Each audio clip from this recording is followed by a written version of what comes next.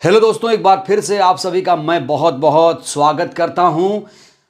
2024 का चुनाव बहुत ज़्यादा नज़दीक है। 2 से 3 महीने का वक्त बचा है। कहा तो ये जा रहा है कि कभी भी मोदी शाह 2024 का लोकसभा चुनाव करा सकते हैं। और इस समय बसपा सुप्रीमो लखनऊ से दिल्ली में मौजूद हैं। गठबंधन को लेकर दिल्ली से एक बहुत बड़ा ऐलान किया गया है।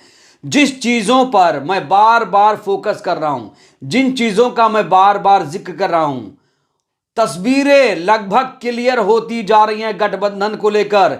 जो तस्वीर 1 महीने पहले धुंधली थी, बसपा सुप्रीमो इंडिया में आएंगी कि नहीं आएंगी, अब वो तस्वीर दोस्तों कहीं ना कहीं साफ होने लगी है। मैं आपको बताऊंगा कैसे। सूत्रों के हवाले से एक और बड़ी खबर निकल कर आ रही है। अखिलेश यादव ने कह दिया है, उत्तर प्रदेश में जब कांग्रेस से गठबंधन होगा तो उत्तर प्रदेश की 80 लोकसभा सीटों में से कांग्रेस पार्टी को 8 सीटें मिलेंगी। रायबरेली अमेठी तो पक्की है, लेकिन 6 सीटें और हैं लखनऊ कानपुर के आसपास की, वो सीटें जिस पर समाजवादी पार्टी मजबूत नहीं है, उन सीटों को कांग्रेस पार्टी को देने की बात कही जा रही है।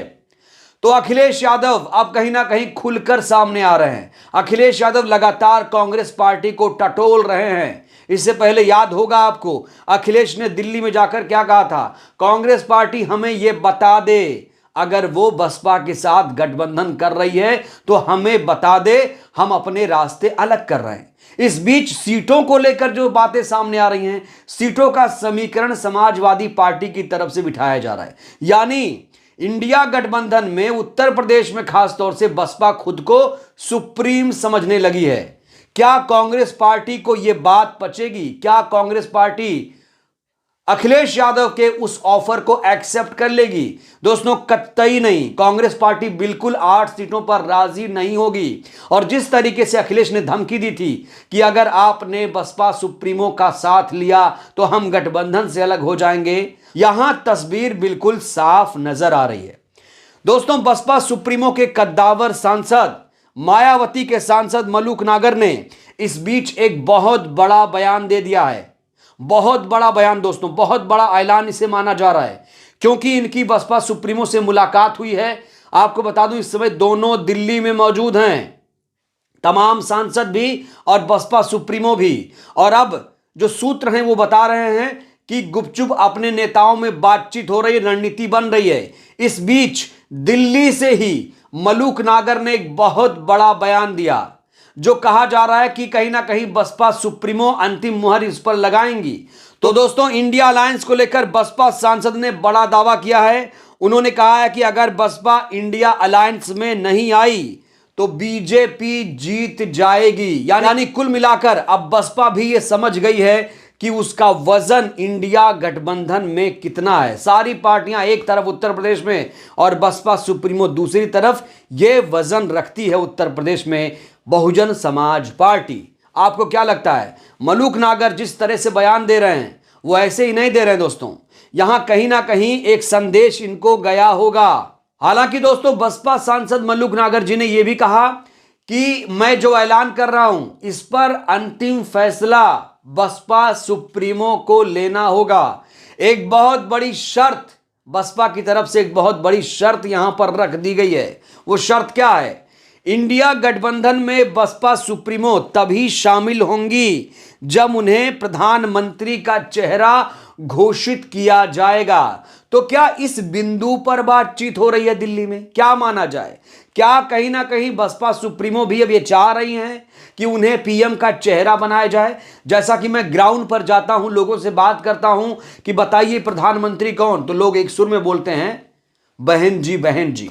दोस्तों आपको यह भी पता है कि अभी दलित प्रधानमंत्री देश को नहीं मिला है और 2024 उसके लिए बहुत ही मुफीद लग रहा है। जिस तरीके के समीकरण बन रहे हैं वो कहीं ना कहीं इस समय मायावती जी के पक्ष में जा रहे हैं। इससे पहले आपको याद होगा दलित प्रधानमंत्री की बात भी सामने आ चुकी है। कई नेता, इंडिया गठबंधन के कई नेता दलित पीएम की बात कह चुके हैं। हालांकि चेहरा खड़गे साहब को बनाया गया, लेकिन उस पर सहमति नहीं बन पाई है। खुद खड़गे साहब ने इस प्रस्ताव को अस्वीकार कर दिया है। तो अब एक ही चेहरा बचा है, बीएसपी सुप्रीमो। क्या बीएसपी सुप्रीमो इंडिया गठबंधन में शामिल होंगी? और दूसरा बड़ा सवाल, क्या बसपा सुप्रीमो ही प्रधानमंत्री का चेहरा होंगी? दोस्तों, अब कंडीशन कहीं ना कहीं जो रख दी गई है बसपा की तरफ से, ऐसा लग रहा है कि इसी पर कुछ बातचीत हो रही है। अभी बसपा सुप्रीमो दिल्ली में हैं और 15 जनवरी को उनका जन्मदिन भी आने वाला है, उसको लेकर भी खास तरीके की तैयारी चल रही है। तो दोस्तों, इस बीच कांग्रेस पार्टी ने बसपा में दिलचस्पी लेना शुरू कर दिया है। कांग्रेस पार्टी यह समझ चुकी है कि बिना मायावती जी के उत्तर प्रदेश में वो कमाल नहीं कर पाएगी इंडिया गठबंधन, जो उसे करना चाहिए। क्योंकि इंडिया गठबंधन कोई मजाक नहीं है, इंडिया गठबंधन बहुत गंभीर गठबंधन है और इसे हल्के में नहीं लेना चाहिए। जैसा कि अखिलेश जी पर भी आरोप लगता है कि अखिलेश जी इंडिया गठबंधन को सीरियसली नहीं ले रहे हैं, तभी तो वो पीडीए की बात कर रहे हैं, पिछड़ा दलित अल्पसंख्यक की बात कर रहे हैं कि उन्हीं के साथ अल्पसंख्यक है। ये बात और है कि अखिलेश जी बिना न्योता के ही राम मंदिर का दर्शन करने के लिए बेताब हैं। उनकी पत्नी डिंपल यादव भी ये बयान दे चुकी हैं, भले ही हमें निमंत्रण नहीं आया, हम तो राम मंदिर के उद्घाटन के मौके पर वहां दर्शन करने जाएंगे। तो भाई, आपको दलितों का वोट चाहिए, अल्पसंख्यकों का वोट भी चाहिए, आपको राम मंदिर का दर्शन भी करना है, आपको हिंदुत्व पर राजनीति भी करनी है, तो ये चलेगा नहीं। अभी बसपा सुप्रीमो ने जो ट्रैक पकड़ा है उस पर ही सभी पार्टियों को जाना पड़ेगा।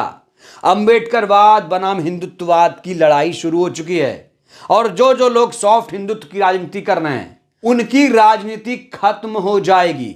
जो विकास, संविधान, लोकतंत्र की बात करेगा वही पार्टी आगे बढ़ेगी। मैं फिर कह देता हूं। तो बसपा सुप्रीमो ने बीजेपी की लीग से हटकर एक लीग बनाया है, संविधानवाद, संविधान की रक्षा की बात कर रही हैं, अंबेडकरवाद की बात कर रही हैं और इस समय संविधान को बचाना बहुत ज्यादा जरूरी है। 2024 का चुनाव बहुत ज्यादा महत्वपूर्ण है, मैं बार बार इस पर जोर दे रहा हूं। दोस्तों, एक जानकारी मैं आपको यहां पर और देना चाहता हूं कि दलित और मुस्लिम ही खेल बनाएंगे, बिगाड़ेंगे। इस समय अगर मैं बात करूं पूरे देश में तो 80 सीटों पर मुस्लिमों का प्रभाव है, मुस्लिम वोटर्स का प्रभाव है लोकसभा चुनाव में, और 84 सीटें एससी समाज के लिए रिजर्व हैं। अगर इन सीटों को एक साथ मिला लिया जाए तो 164 सीटें हो जाती हैं। इस पर एकदम आराम से फतेह हासिल किया जा सकता है, बशर्ते मुस्लिम और दलित को एकजुट होना पड़ेगा। और यही कोशिश है बसपा की भी, यही कोशिश है कांग्रेस पार्टी की भी। दोस्तों, इस समय गठबंधन को लेकर जो पूरा माहौल है, तस्वीर है, बदल चुकी है। अब सबसे बड़ी प्लेयर बन चुकी हैं बसपा सुप्रीमो। हर कोई इंडिया गठबंधन में अब बसपा सुप्रीमो को लेकर बातचीत कर रहा है। यहां तक कि मीडिया भी चीख चीख कर यह कहने लगा है कि बसपा सुप्रीमो ही सबसे बड़ी नेता है, सबसे बड़ी खिलाड़ी वही हैं, वही मोदी की काट हैं, वही उत्तर प्रदेश में भारतीय जनता पार्टी को मात दे पाएंगी। और जो पार्टी उत्तर प्रदेश में हारी उसका दिल्ली जाने का सपना चकनाचूर होगा। और अगर मायावती जी इंडिया गठबंधन में आई, जैसा कि लग रहा है, साफ तौर पर प्रतीत हो रहा है, तो खेल बिल्कुल पलट जाएगा।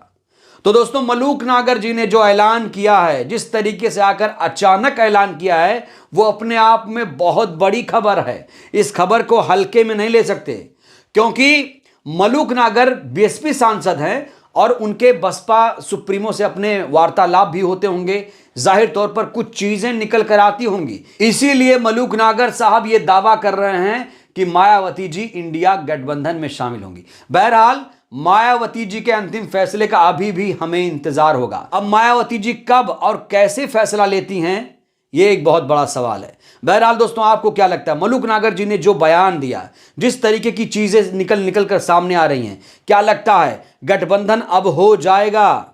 अपनी प्रतिक्रिया आप लोग जरूर दीजिए। वीडियो को लाइक करिए, चैनल को सब्सक्राइब करिए, सहयोग करिए, वीडियो को जन जन तक पहुंचाइए, जिससे देश की जनता जागरूक हो। जय भारत, जय संविधान, शुक्रिया।